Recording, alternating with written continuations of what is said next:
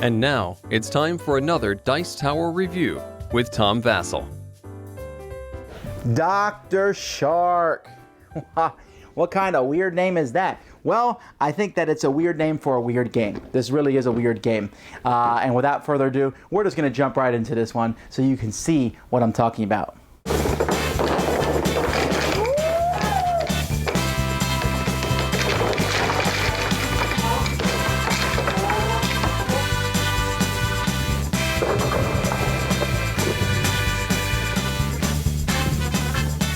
The Dr. Shark board looks like there's a lot going on, but there's really not. All this is superfluous. It's all really right down in here what's going on in the board game, and it's all about this big bag.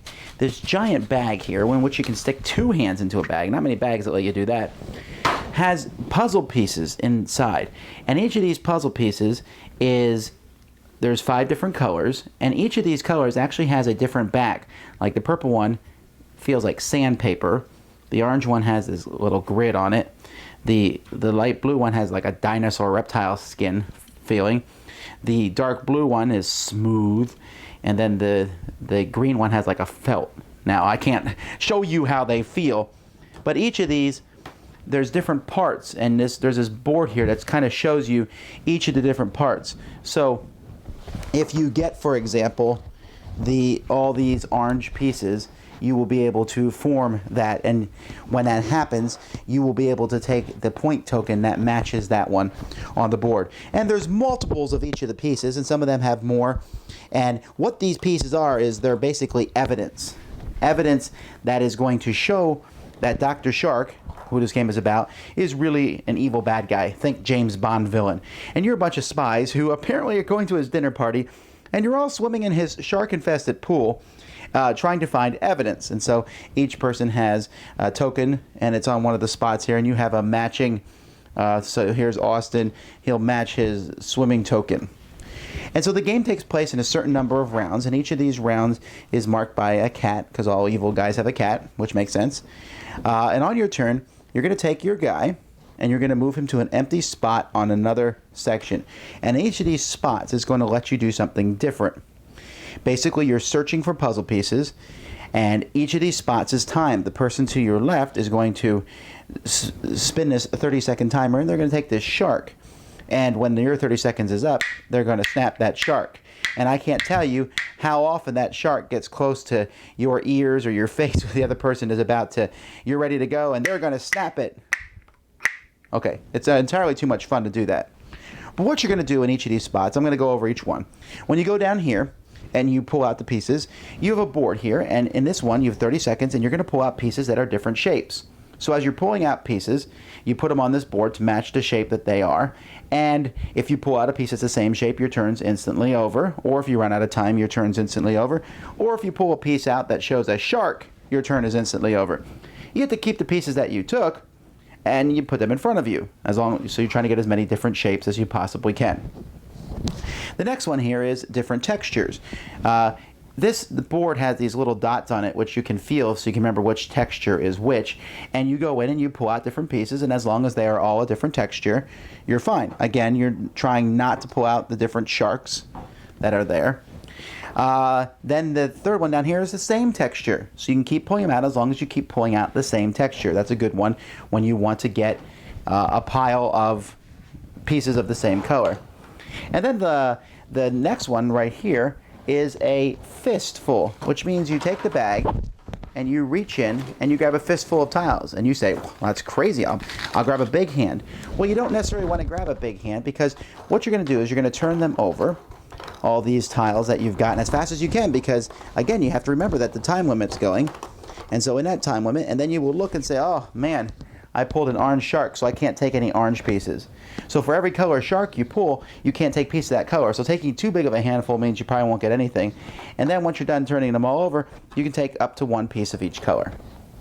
And finally, the last thing on the board here is the eye, and you simply open the bag and take a piece of your choice.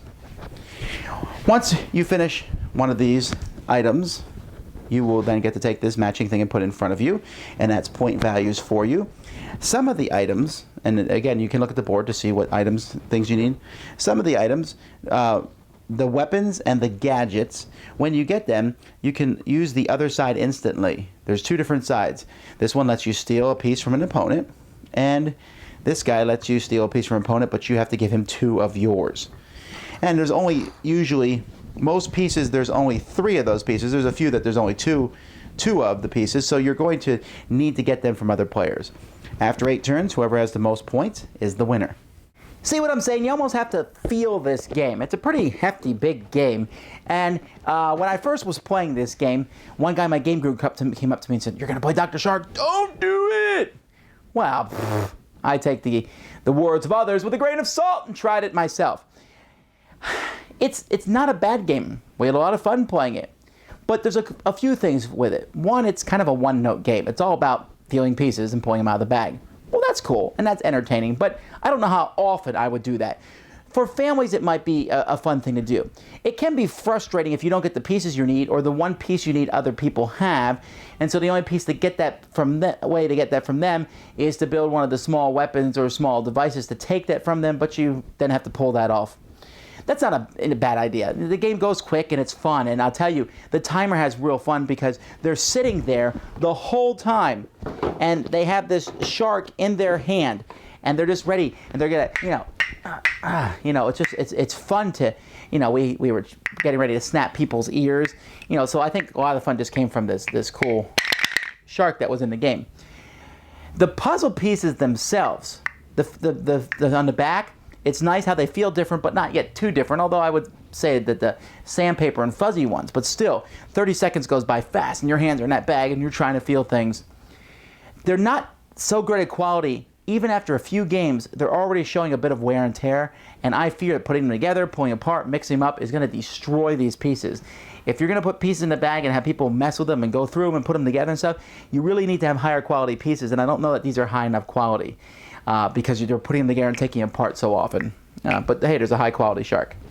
So, is this a game for you? Honestly, you're going to have to take a look at what I just said to see if it's something that you're interested in. Are you interested in feeling around in the bag and pulling out pieces? If you are, bam, zoom, there's the game. That's what you want to play. If you're not, there's not much else there. So it's maybe this is what we would call a gimmick game. If you like it, I like it. But I don't know how often I would play it. If someone said, "Hey, let's play Dr. Shark," I'd say, okay, why not? It's a fun game to play, but I don't know that I would ever request it because, while it's a neat activity to do, if I want to play a game, well then, I have all these.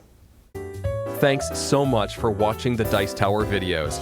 Find more great videos and reviews, as well as our top-rated audio podcast at Dicetower.com. You can also find the latest board game news at Dicetowernews.com. I'm Eric Summerer, and you've been watching The Dice Tower.